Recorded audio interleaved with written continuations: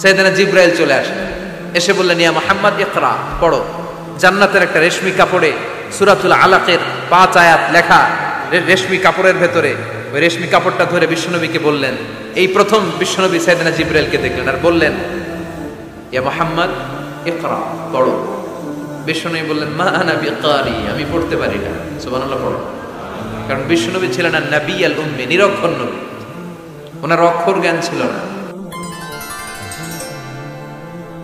Nice watch, ইসলাম প্রচারে এক ধাপে এগিয়ে। আমরা যে বইটা থেকে আজকে কিছু সময় কথা শুনবো, আওয়াজ করে বলেন তো বইটার নাম, আরো জোরে বলেন কি নাম। এই বইয়ে কোনো ভুল আছে, সন্দেহ আছে, সংশয় আছে? এই বইয়ের সাথে সম্পর্ক জোরদার করার দরকার আছে না নাই?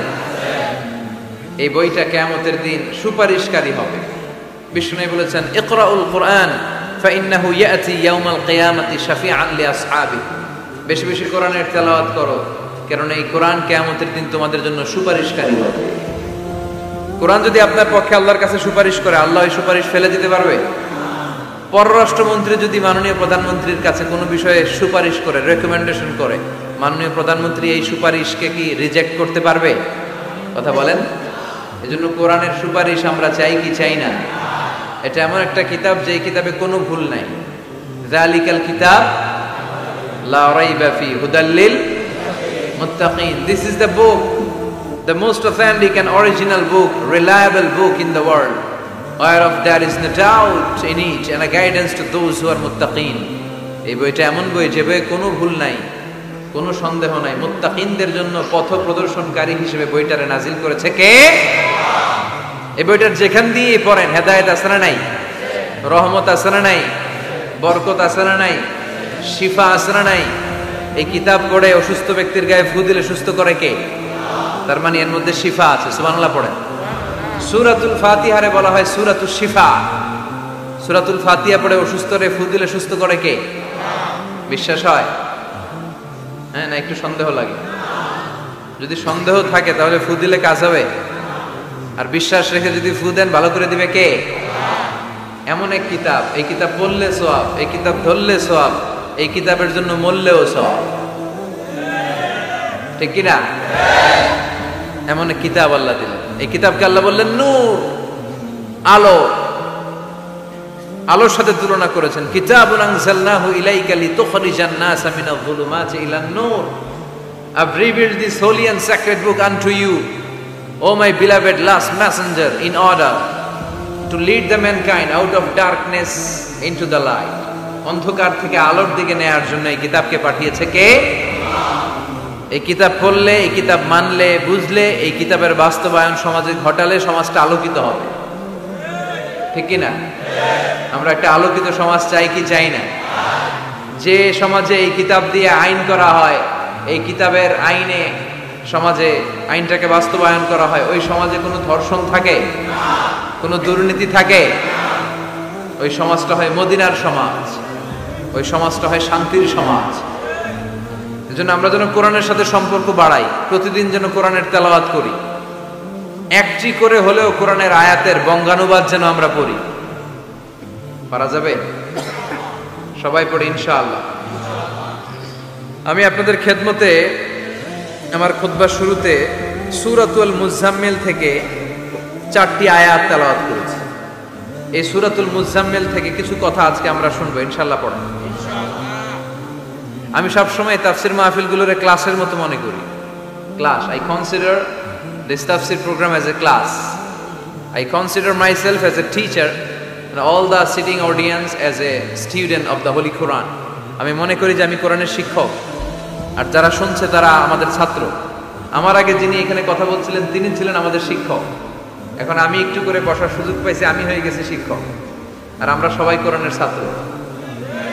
খুশি না বেজার? সূরাতুল মুজাম্মিল এটা কোরআনের 29তম পারার একটা সূরা। কততম পারার? এই সূরার আয়াত সংখ্যা 20। আয়াত সংখ্যা কত? এই সূরাটি মাক্কি সূরা। কি সূরা? আচ্ছা, এবার আমি প্রশ্ন করি, আপনারা উত্তর করেন। সূরাতুল মুজাম্মিল কত পারার সূরা? আয়াত সংখ্যা? সূরাটি মাদানী। হ্যাঁ, মাক্কি সূরা। আলহামদুলিল্লাহ পড়েন। এই সূরাটি আল্লাহ তাআলা বিশ্বনবীর নামে ডেডিকেট করেছে। কার নামে? বিশ্বনবীর অনেকগুলো সুন্দর সুন্দর নাম আছে, শুধু মুহাম্মদ সাল্লাল্লাহু আলাইহি ওয়াসাল্লাম এটাই ওনার নাম নয়, এটা ছাড়াও ওনার অনেক নাম আছে। ওনার একটা নাম আছে আহমদ। কি নাম? ইয়াতি মিন বাদি ইসমুহু আহমদ। মুহাম্মদ ওনার নাম, আহমদ ওনার নাম, তাহা ওনার নাম, মুজাম্মিল এটা ওনার একটা নাম, মুদ্দাসসির এটা ওনার একটা নাম, আবুল কাসিম এটা ওনার একটা নাম, কুনিয়াত। তো বিশ্বনবীর নামে এই সূরাটাকে ডেডিকেট করেছে কে? বিশ্বনবীকে আল্লাহ তাআলা এই সূরার ভিতরে অনেকগুলো ইনস্ট্রাকশন, গাইডলাইন দিয়েছে, পথ নির্দেশিকা। এগুলো আমাদের জীবনেও কাজে লাগবে, ঠিক কিনা? তো এই আল মুজাম্মিল বিশ্বনবীর নামে ডেডিকেট করা একটি সূরা। আবার এই নামে আমাদেরও অনেকের নাম পাওয়া যায়, আছে না নাই? এখানে মুজাম্মিল ভাই কে কে আছে দেখি? মুজাম্মিল কেউ আছে মুজাম্মিল নামে? আছে তো, মাশাআল্লাহ। আল্লাহ মুজাম্মিল ভাইদেরকে তুমি কবুল করো। তো এই সূরার একটা কেন্দ্রীয় আলোচক বিষয় আছে, central subject matter, central theme of the Surah Al Muzzammil. এই পুরো 20টা আয়াতে আল্লাহ কি বুঝাতে চাইলেন, আগে সংক্ষেপে এটা আমি বলি। এই পুরো সূরার ভেতরে কেন্দ্রীয় যে আলোচ্য বিষয়টা আল্লাহ আমাদেরকে জানাতে চাইলেন সেটা হচ্ছে আমাদেরকে যে কোনো কাজে নামার আগে নিজেকে প্রস্তুত করে নিতে হবে। বুঝতে পেরেছেন?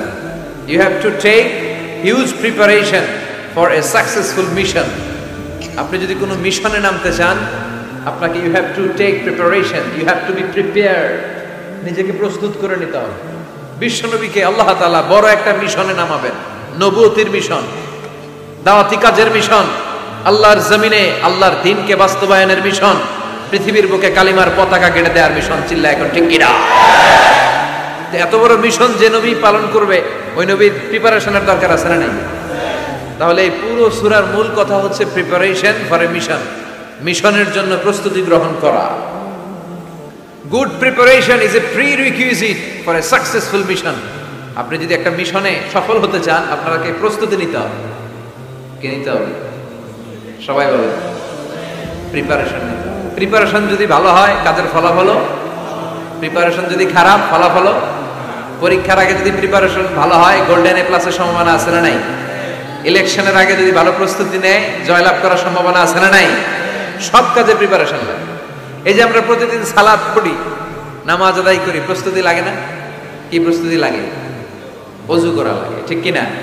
ইয়া আইয়ুহাল্লাযীনা আমানু ইযা কুমতুম ইলাস সালাতি ফাগসিলু ওয়ুজুহাকুম ওয়া আইদিয়াকুম ইলাল মারাফিক ওয়ামসাহু বিরুউসিকুম ওয়া আরজুলাকুম ইলাল কা'বাইন। সুবহানাল্লাহ পড়েন। আল্লাহ ডেকে বললেন, গোলাম যখন নামাজে যাবা, নামাজের প্রস্তুতি নাও। কথাটা কার? আগে চেহারা ধৌত করো, হাত দুইটা কনুই পর্যন্ত ধৌত করো, তারপরে মাথা মাসে করো, তারপর পা ধৌত করো, তারপরে সালাত কায়েম করতে যাও। তার মানে সালাত ইকামাতুস সালাহ, সালাত প্রতিষ্ঠার আগে আপনাকে প্রস্তুতি নিতে হবে। নামাজে যাওয়ার আগে ওযু করা লাগবে, ঠিক কিনা? আবার জুমার নামাজে আপনি যাবেন, আগামীকাল জুমাবার না? এই জুমার নামাজে যাওয়ার আগে প্রস্তুতি আছে না নাই? কি প্রস্তুতি আছে? গোসল করা লাগে, ঠিক কিনা? আতর মাখা লাগে, সুন্দর পারফিউম দেওয়া লাগে, তারপর জুমার খুতবা শোনার জন্য মসজিদে আগে আগে যাওয়া লাগে, ঠিক কিনা? তার মানে নামাজের আগে প্রস্তুতি লাগে, জুমার সালাতের আগে প্রস্তুতি লাগে, আবার রোজার আগেও প্রস্তুতি আছে না নাই? বিশ্বনবী রমাদান আল মুবারক আসার 2 মাস আগ থেকে প্রস্তুতি নিতেন। বিশ্বনবী দোয়া করতে শুরু করতেন রজব মাস থেকে, আর আল্লাহর কাছে বলতেন, আল্লাহুম্মা বারিক লানা ফি রজব ওয়া শাবান ওয়া বাল্লিগনা রমাদান। রজব শাবানে বরকতে দাও, রমজান মাসে গুনাহ ঝরাও, সপ্তাহ জুড়ে তুমি বরকতে দাও, জুমার দিনেতে গুনাহ ঝরাও, রজব শাবানে বরকতে দাও, রমজান মাসে গুনাহ ঝরাও। চিল্লায় পড়েন আমিন। রমজান আসার 2 মাস আগে বিশ্বনবী রজব মাস থেকে রমজানের প্রস্তুতি নিতেন। আল্লাহু আকবার। আর পড়তেন, আল্লাহুম্মা বারিক লানা ফি রজব ওয়া শাবান ও আল্লাহ রজব আর শাবান মাসে আপনি বরকত দেন, ওয়া বাল্লিগনা রমাদান, রমজান মাসে পৌঁছে দেন। এখন যে মাসটা চলতেছে এটা কি মাস? হ্যাঁ, তাহলে রমজানের প্রস্তুতি নেওয়ার দরকার আছে না নাই? রমজানের 2 মাস আগ থেকে উনি প্রস্তুতি নিতেন। এরপরে ঈদ আসার আগে রমজানের প্রস্তুতি আছে না নাই? রমজানের ওই রোজার শেষে এলো খুশির ঈদ, তুই আপনাকে আজ বিলিয়ে দে শোন আসমানি তাকি, তোর সোনা দানা বালা খানা সব রাহে লিল্লাহ, দে যাকাতে মুর্দা মুসলিমের আজ ভাঙাই দেনি। পড়েন, রমজানের ওই রোজার শেষে এলো খুশির ঈদ, তুই পড়বি দের নামাজের মন সেই সেই গাহে, যে ময়দানে সব গাজী মুসলিম হয়েছে শহীদ। রমজানের ওই রোজার শেষে এলো খুশির ঈদ। আলহামদুলিল্লাহ পড়েন। তার মানে নামাজের আগে প্রস্তুতি লাগে, রোজার আগে প্রস্তুতি লাগে, ঈদের আগেও প্রস্তুতি লাগে। এরপরে হজ যদি পালন করতে চান তারও প্রস্তুতির দরকার আছে না নাই? একজন হজ করবে, প্রস্তুতি লাগবে না? কি প্রস্তুতি লাগবে?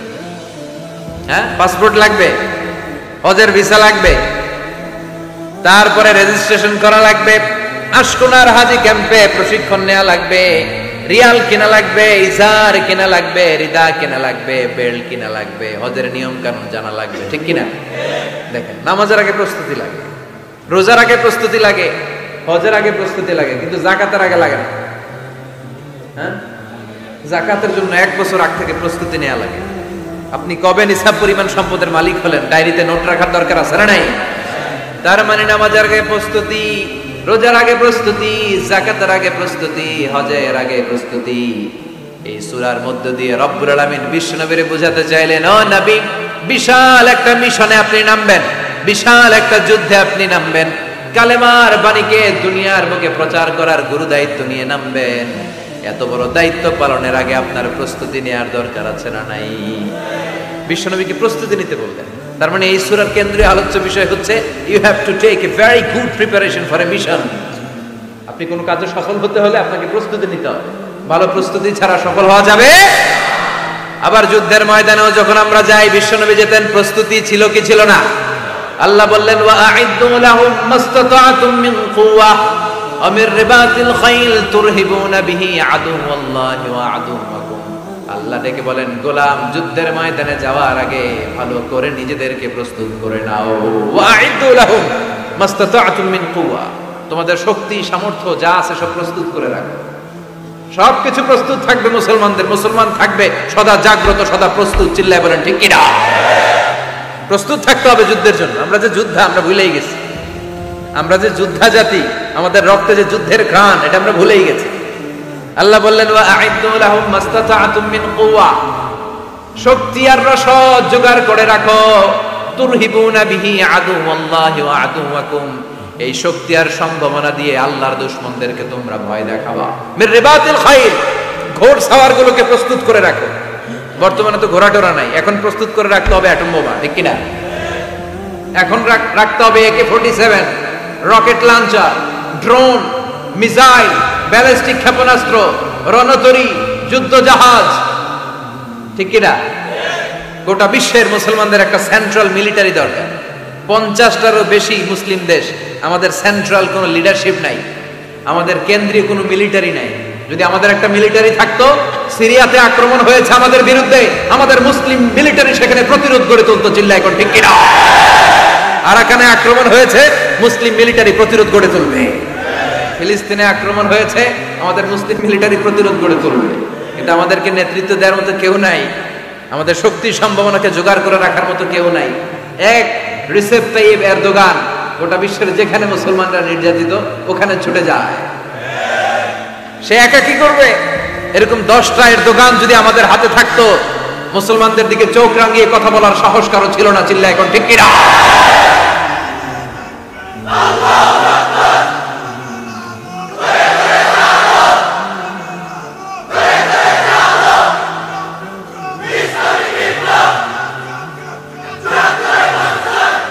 ওয়া আ'ইদ্দু লাহুম মাসতাতা'তুম মিন কুওয়া, ও নবী শক্তি সম্ভাবনা সবকিছু জোগাড় করে রাখেন, মুসলমান থাকবে সদা প্রস্তুত, সদা সজাগ, মুসলমানদের বসে থাকার সময় নাই, ঠিক কি না?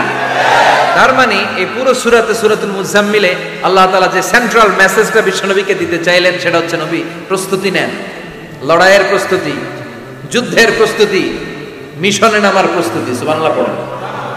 তাহলে সূরাতুল মুজাম্মিলের কেন্দ্রীয় আলোচ্য বিষয় কি? প্রস্তুতি। চিল্লায় বলেন, কেন্দ্রীয় আলোচ্য বিষয় কি? প্রিপারেশন নিতে হবে, প্রস্তুত থাকতে হবে, ঠিক কিনা? কেন্দ্রীয় আলোচ্য বিষয় আমরা জেনে গেলাম। এবার জানবো কোন প্রেক্ষাপটে এই সূরাটা নাজিল হয়েছে। শুনবেন? মনোযোগ আছে না গেছে? কথা বুঝতে পারতেছেন তো? কথা বোঝা যান না বোঝানো যান? বোঝা যান? সূরাতুল মুজাম্মিল এটা শুধু মাক্কি সূরাই নয়, এটা মাক্কি যুগে নাজিল হওয়া শুরুর দিককার সূরা। কোরআনের নাজিলের দিক থেকে সর্বপ্রথম সূরা কোনটা? সূরাতুল আলাক। ইকরা বিসমি রাব্বিকাল্লাযী খালাক, এই আয়াতগুলো প্রথমে নাজিল হয়েছে। এই সূরা আলাকের প্রথম 5 আয়াতের পরপরই এই সূরা মুজাম্মিল নাজিল করে দিয়েছে কে?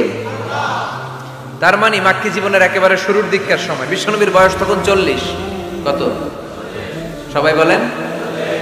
40 বছর বয়সে উনি নবী হয়েছে। তার মানে আগের জীবনে কি ছিলেন? জালেম ছিলেন, মূর্খ ছিলেন, গোমরা ছিলেন। বিশ্বনবীর পুরো জীবনটাই আদর্শ। চিল্লায় বলেন ঠিক কি না? As a father, as a teacher, as a lawgiver, as a lawmaker, as a philosopher, as a reformer of the society, as a commander, as a messenger, Muhammad is the superman of the world. স্বামী হিসেবে, নেতা হিসেবে, বাবা হিসেবে, সমাজ সংস্কারক হিসেবে, আইন প্রণেতা হিসেবে, দার্শনিক হিসেবে, নবী হিসেবে মুহাম্মদ সাল্লাল্লাহু আলাইহি ওয়াসাল্লাম হচ্ছে গোটা বিশ্বের একজন সুপারম্যান। উনি শেষ নবী, ওনার পরে কোনো নবী আছে? লা নাবিয়্যা বা'দি ওয়ালা রাসূলা। বিষ্ণু বলতেন আমার পরে কোনো নবী নাই, কোনো রাসূল নাই। সাইয়েদনা আদম থেকে নবী আসার যত ধারাবাহিকতা, পুরো চেইনটাকে আল্লাহ তাআলা আমাকে পাঠানোর মাধ্যমে কেটে দিয়েছেন। চিল্লায় এখন ঠিক কি না? এজন্য বিষ্ণু বলছেন লা নাবিয়্যা বা'দি ওয়ালা রাসূলা, আমার পরে কোনো নবী নাই, কোনো রাসূল নাই। তবে লাউ কানা বা'দি নাবিয়্যুন লাকানা উমর, আমার পরে যদি নবী হওয়ার যোগ্যতা কারো থাকে, আমার ওমরের সেই যোগ্যতা আছে। ঠিক কি না? তুমি বলেছো রাসূল দেবে না, বলনি দেবে না ওমর, বলনি দেবে না হামজা তারিক, খালিদ বিজয়ী সমর। প্রভু তুমি বলেছো রাসূল দেবে না, বলনি দেবে না ওমর, বলনি দেবে না হামজা তারিক, খালিদ বিজয়ী সমর। প্রভু তুমি বলেছো রাসূল দেবে না। আলহামদুলিল্লাহ পড়েন। শেষ নবী, শেষ রাসূল, তারপরে কোনো রাসূল নাই। ওনার জীবনটা এমন জীবন, নবুয়তের পরের জীবন যেমনি আমাদের জন্য আদর্শ, নবুয়তের আগের জীবনটাও আদর্শ করে দিয়েছে কে? এই 40 বছরে উনি নবী হয়েছেন, তার আগে উনি ছিলেন শ্রেষ্ঠ মানুষ, as-সাদিক আল-আমিন। জীবনে মিথ্যা বলছে? ওনার ঘোর শত্রুরাও বাড়ি থেকে অনেক দূরে কোথাও বেড়াতে গেলে ওনার বাসায় ডিপোজিট করে যাইত, ওনার বাসায় আমানত রেখে যাইত। সুবহানাল্লাহ পড়েন। পার্টি করে আবু জাহেলের পার্টি। পার্টি কোন পার্টি? বিশ্বনবী বলতেন আবু জাহেলের পার্টি করে ওর কাছে ডিপোজিট রাখো। ওরা বলতো না, আবু জাহেলের দল করি কিন্তু ওর কাছে আমানত রাখা যাবে না। ওর কাছে যদি টাকার প্যাকেট রেখে যায় তাহলে আমার টাকাও শেষ, টাকার প্যাকেটও শেষ। কথা বলেন। আমানতদারিতা নাই। আমানতদারিতা ছিল বিশ্বনবীর মাঝে। ওনার জীবনী নিয়ে যদি কথা বলতে কেউ শুরু করে, কোনো কুল কিনারা খুঁজে পায় না। বিয়ন্ডলেস, বাউন্ডলেস, বটমলেস, এটা তলাবিহীন সাগর। বিশ্বনবীর জীবনীটা একটা সাগর, কিন্তু এই সাগরের কি নাই? কথা বলে, কোনো তলা নাই। এমন নবীকে আমরা পেয়েছি। ওনার আগের জীবনটাও আদর্শ। ছোটবেলা থেকে লাজুক ছিলেন। হালিমাতুস সাদিয়া বিশ্বনবীর দুধমা, উনি বলেন 5 বছর এই কুরাইশি মুহাম্মদকে আমি লালন পালন করেছি, একদিনও ছেলেটারে কাঁদতে দেখিনি। ক্ষুধা লাগলেও কাঁদে না, ব্যথা পেলেও কাঁদে না। কিন্তু লজ্জাস্থানের জায়গা থেকে এই শিশু মুহাম্মদের কাপড়টা একটু সরে গেলে ছোট্ট মুহাম্মদ চিৎকার দিয়ে ওঠে। কি নবী ছিলেন! 15 বছর বয়সে হালাফুল ফুদুল একটা সংগঠন করেছে। হালাফুল ফুদুল, যেটাকে বাংলায় আমরা বলি হিলফুল ফুজুল, আসলে শব্দটা হালাফুল ফুদুল। হালাফ মানে শপথ, টু টেক এন ওথ, শপথ নেয়া। ফুদুল হচ্ছে ভালো কাজের উপর। উনি হাতে হাত রেখে যুবকদেরকে নিয়ে মক্কা আইন করলেন, মক্কার জমিনে কোনো দুর্বলের উপর, মাজলুমের উপর কোনো জালিমের অত্যাচার চলতে দেয়া যাবে না। মক্কার বুকে কোনো টেন্ডারবাজি চলবে না, চাঁদাবাজি চলবে না, ধর্ষণ চলবে না, ছিনতাই আর রাহাজানি চলবে না। চিল্লায় এখন ঠিক কিনা? 15 বছর বয়সে পুরো মক্কা শহর কাঁপায় দিয়েছে। উনি তো ওই নবী, সবসময় ছিলেন অন্যায়ের বিরুদ্ধে কঠোর। ওনার ইমানটা এমন ছিল, প্রয়োজনে জ্বলে উঠতো। চিৎকার করে বলেন ঠিক কিনা? যে ইমানে প্রয়োজনে জ্বলে ওঠে না, যে ইমান সত্য ন্যায়ের কথা বলে না,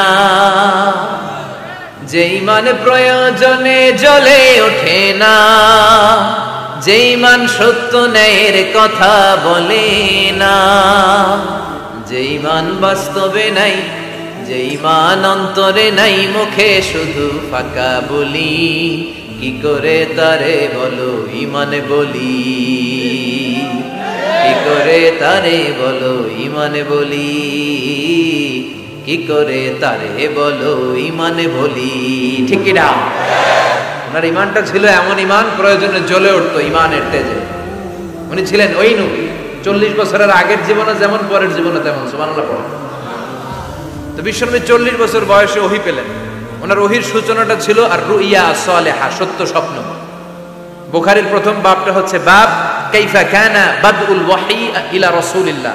আল্লাহ রাসূলের কাছে ওহীর সূত্রপাতটা কেমন হয়েছে শুনবেন। সর্বপ্রথম ছিল স্বপ্ন। উনি রাতে সুন্দর সুন্দর স্বপ্ন দেখতেন। আমরা স্বপ্ন দেখি না? কি স্বপ্ন দেখেন? মারামারি, হরতাল, হ্যাঁ, টাকা। আর কি দেখো তোমরা? জিহাদি। তো বিশ্বনবী স্বপ্ন দেখতেন আর রুইয়া as-সালেহা, সত্য সুন্দর স্বপ্ন। আর রাতের বেলা বিশ্বনবী যাই স্বপ্নে দেখতেন, দিবালোকের আলোর ন্যায় সকালে এটা সুস্পষ্ট হয়ে যেত। চিল্লা এখন সুবহানাল্লাহ। কারণ নবীদের স্বপ্নটা ওহী। নবীদের স্বপ্নটা কি? নবীদের স্বপ্ন যদি ওহী না হতো, তাহলে একটা স্বপ্নের উপর ভিত্তি করে সাইয়েদনা ইব্রাহিম আলাইহিস সালাম ছেলের গলায় ছুরি চালাতেন না। এটা ওহী ছিল, এটা আল্লাহর পক্ষ থেকে স্পেশাল অর্ডার ছিল। চিল্লায় বলেন ঠিক কি না? তার মানে বিশ্বনবীর জীবনে প্রথম ওহীর সূত্রপাত হয়েছে স্বপ্ন দিয়ে। তারপরে বিশ্বনবীর কাছে নিঃসঙ্গতা, নির্জনতাকে প্রিয় করে দিল কে? বিশ্বনবীর মানুষের সাথে তখন কথা বলতে ভাল লাগে না, একা একা থাকতে ভাল লাগে, একা একা ইবাদত করতে ভাল লাগে। বিশ্বনবী হেরা পাহাড়ে চলে গেলেন। কোথায়?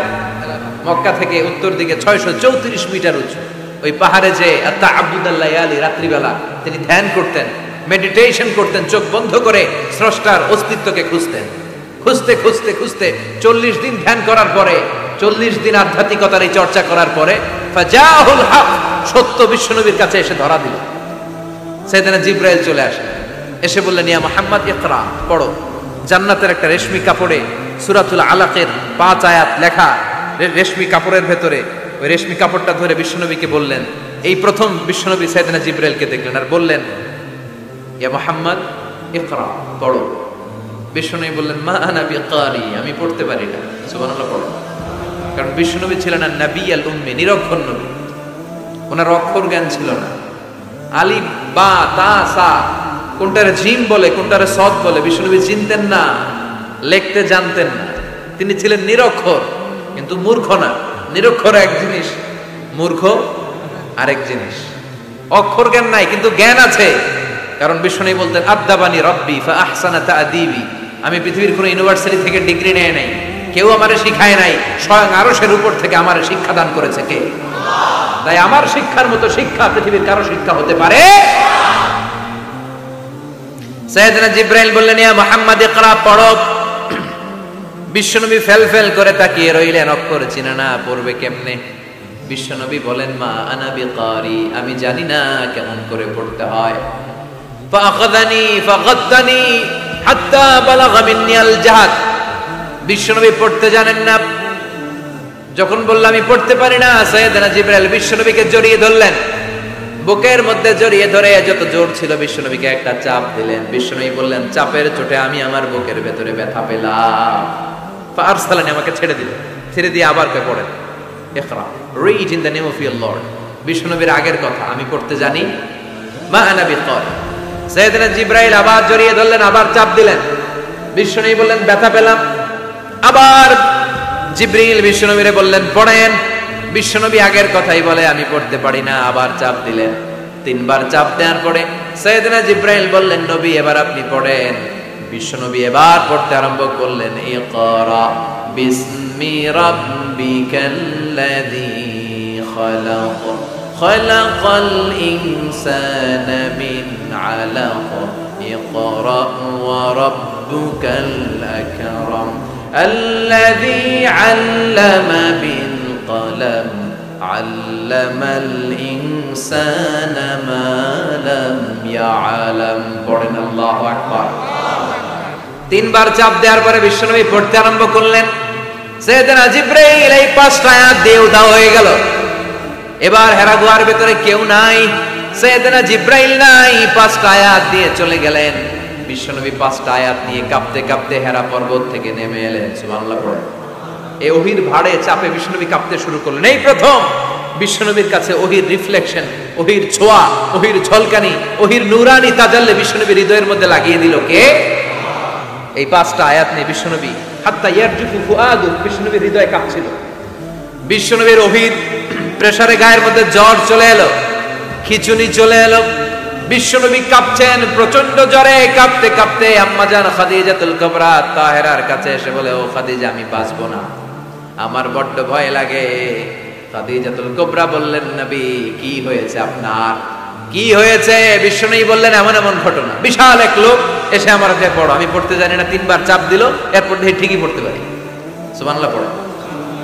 বিশ্বনবী পুরো ঘটনাটা সাইয়েদাতুনা খাদিজাতুল কুবরা তাহেরাকে শোনালেন।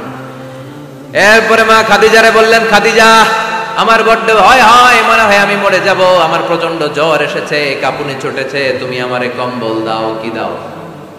সবাই বলেন আর জোরে কম, আমারে কম্বল দাও, আমার জ্বর এসেছে, কাঁপুনি বেড়ে যাচ্ছে, চাদর দাও, কাপড় দাও, কম্বল দাও। মা খাদিজা কম্বল জোগাড় করতে গেলেন। কম্বল আর চাদর এনে বিশ্বনবীর গায়ের মধ্যে মা খাদিজা কম্বলটা পেঁচিয়ে দিলেন। বিশ্বনবী কম্বলটা পেঁচিয়ে বিছানার মধ্যে শুয়ে গেলেন। ঠিক এই মুহূর্তে সূরাতুল মুজাম্মিল নাজিল করে দিল কে?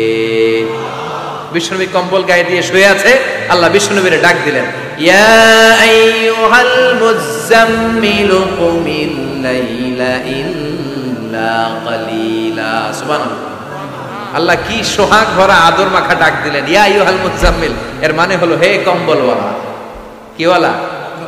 হে কম্বলওয়ালা নবী, মানে হে কমলিওয়ালা নবী।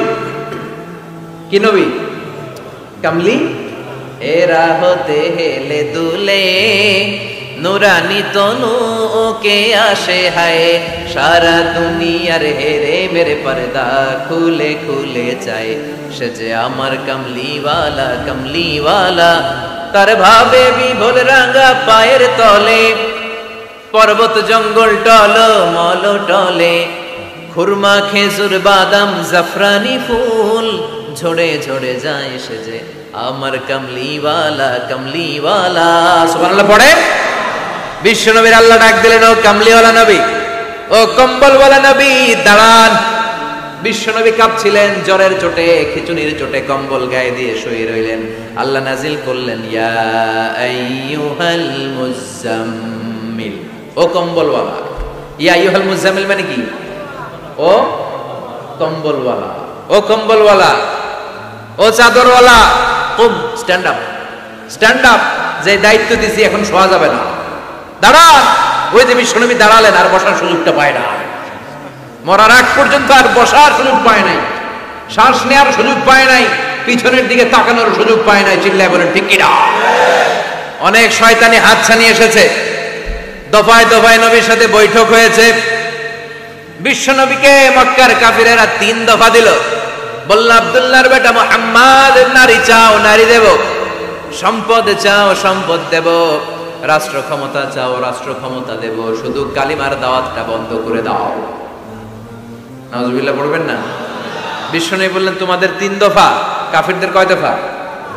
জোরে বলেন। বিশ্বনবী বললেন, আমার মাত্র 1 দফা। কয় দফা? বিশ্বনবী বললেন, সম্পদ না,